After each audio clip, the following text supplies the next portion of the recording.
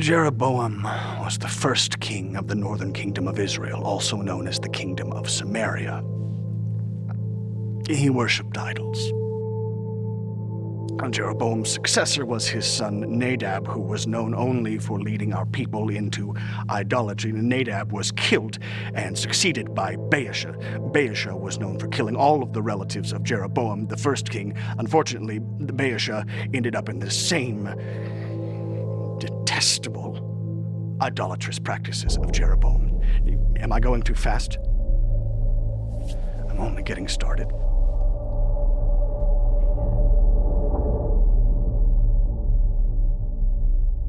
All of the kings of Israel's northern kingdom led their people into worship of idols and false gods.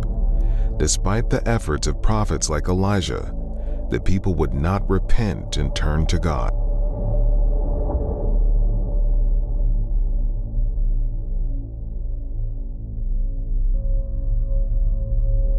Where was I?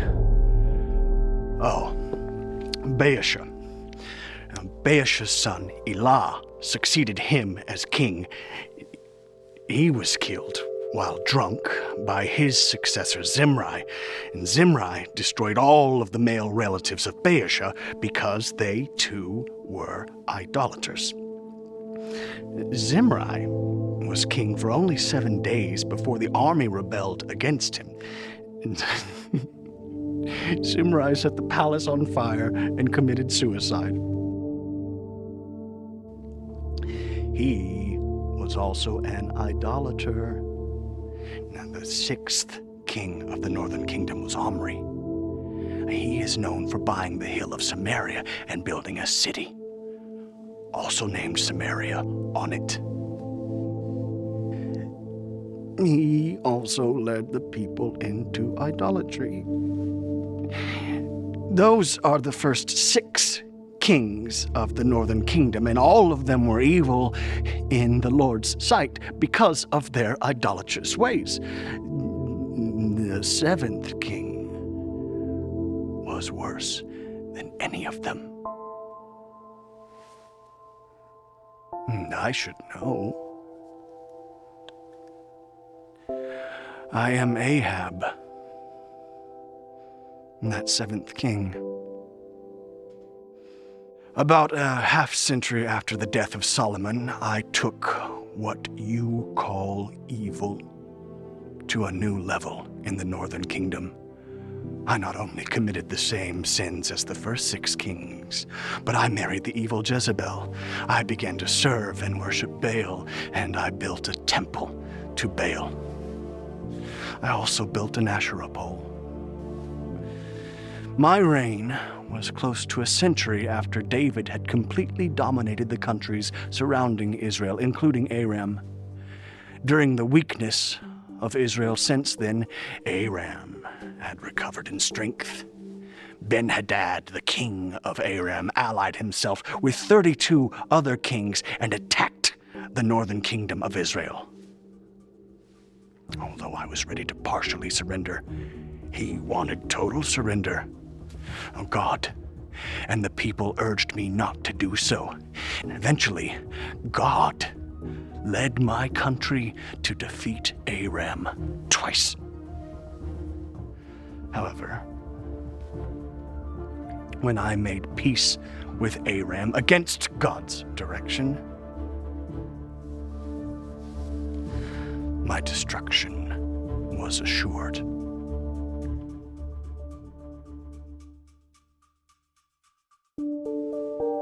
Three things.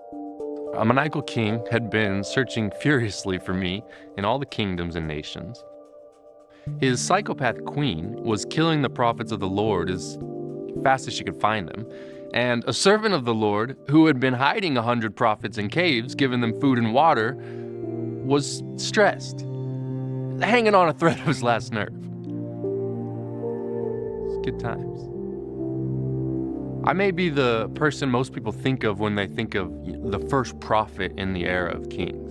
I mean, Samuel and Nathan were prophets, great prophets. But I'm usually the choice for the classic Prophet Zero guy for people today. Maybe because I was with Jesus on the Mount of Transfiguration. Cool. Perhaps it is because the Lord endowed me with such power. Again, cool. Or because I'm one of the few people who never died. Very cool when you really think about it. The first time I'm referred to in the Bible was in the time of the aforementioned king, Ahab, when I announced a multi-year drought. This made me so unpopular that the Lord told me to go hide in the Kerith ravine east of the Jordan River a few miles. It was in the region of my hometown of Tishbe. I knew exactly where to hide. Every morning and every evening, I drank from the brook, and ravens brought me bread and meat tea. It was awesome.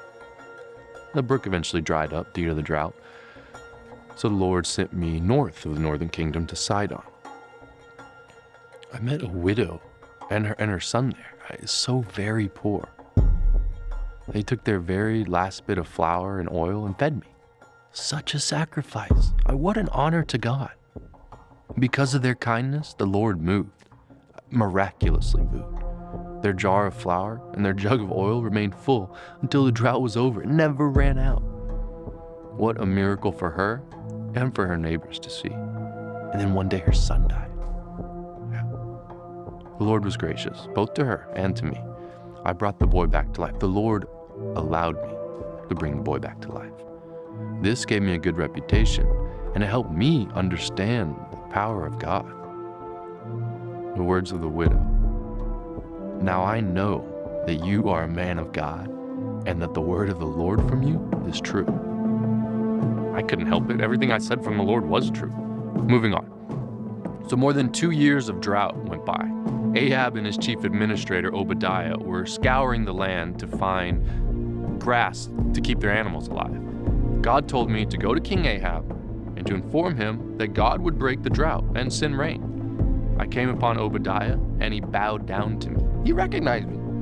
This is where I learned those 3 things: the maniacal king, his psycho wife, and Obadiah's prophets. 1. Crazy King Ahab was combing the entire region for me. I suppose he thought he could coerce me into breaking the drought. 2. Queen Jezebel was murdering prophets. And 3. Obadiah, who worked for Ahab, also happened to be a servant of the Lord. You could see why he was stressed out. His God and his boss didn't really see eye to eye. Probably some of you know what that's like. And the stress was getting to him. It was obvious.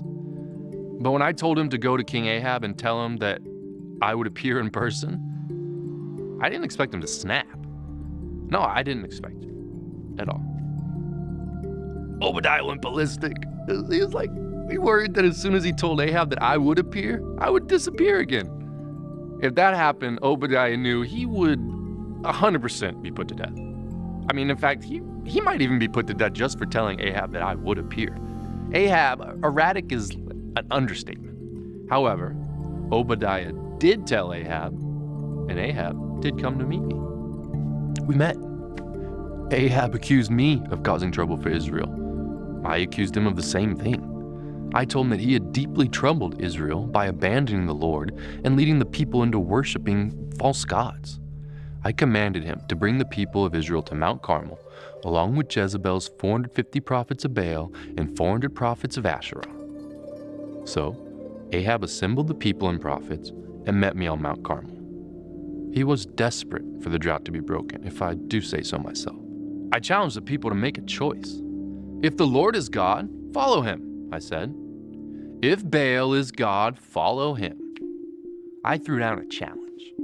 The one who met the challenge by fire is the true God. The people agreed to the challenge and the outcome.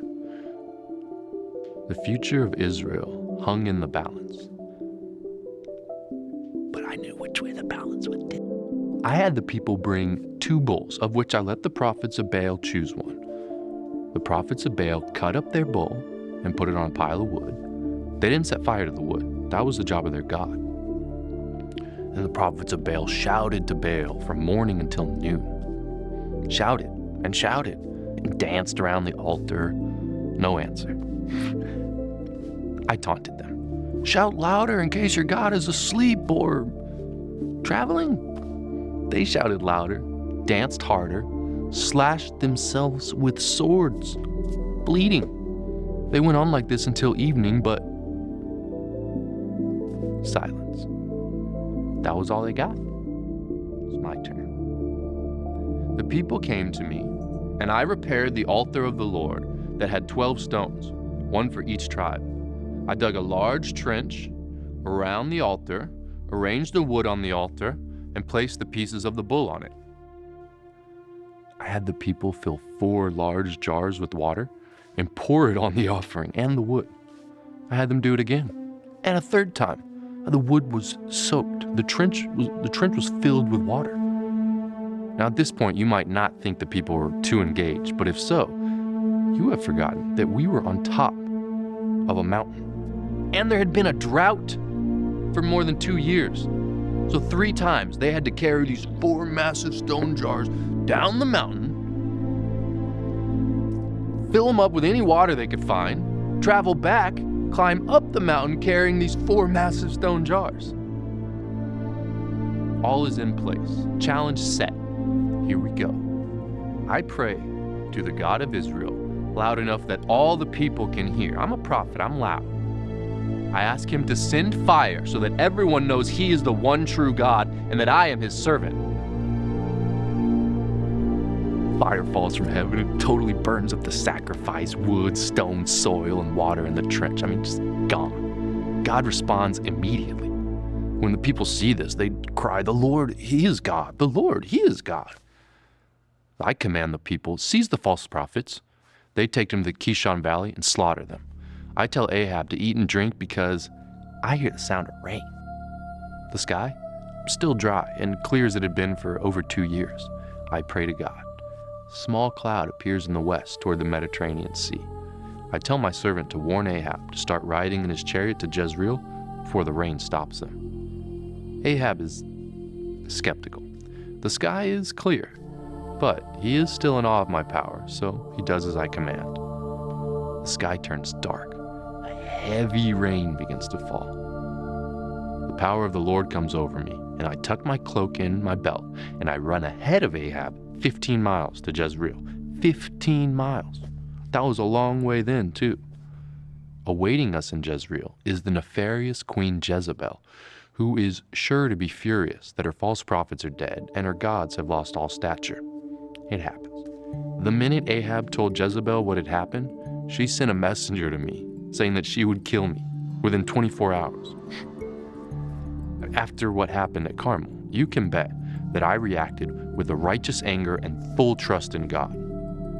But if you made that bet, you'd be sorely disappointed. Your psychologist today might even diagnose me as schizophrenic. I freaked out. Scared, witless. I ran for my life. I ran over 100 miles to Beersheba, and another day passed there into the bleak wilderness.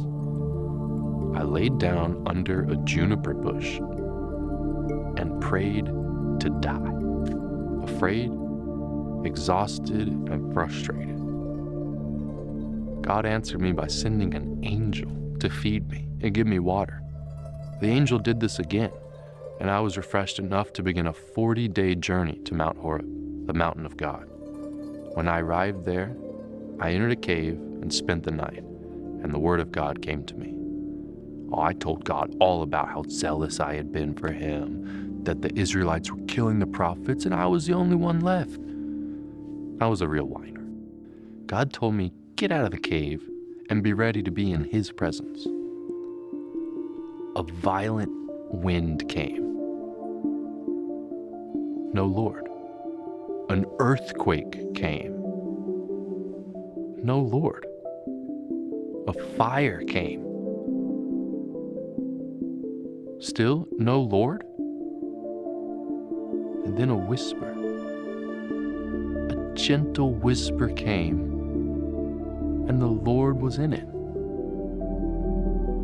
The Lord informed me that he had reserved 7,000 in Israel for himself, and that I was to anoint Jehu as the next king of Israel, and Elisha as my successor.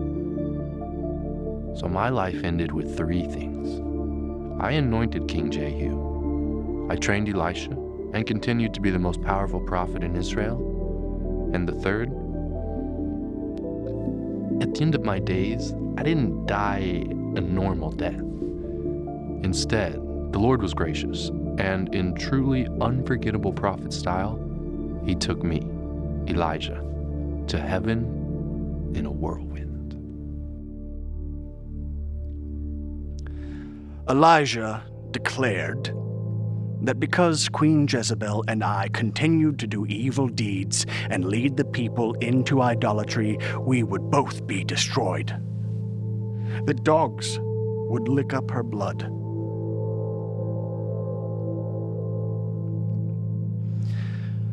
I was killed in war. Jezebel wasn't so lucky. Some of her eunuchs betrayed her and hurled her to her death from the palace window. While they waited to decide what to do with her next, dogs devoured her body, except for her skull, hands, and feet. Grisly. There was no possibility to bury her in such a way as to honor her. And once again, Elijah's prophecies came true.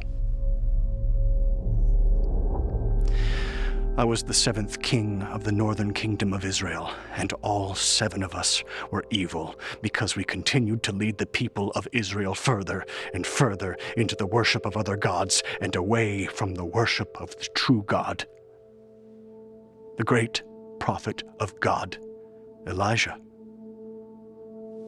His time was over. Was there anyone who could take his place and lead the people back to God?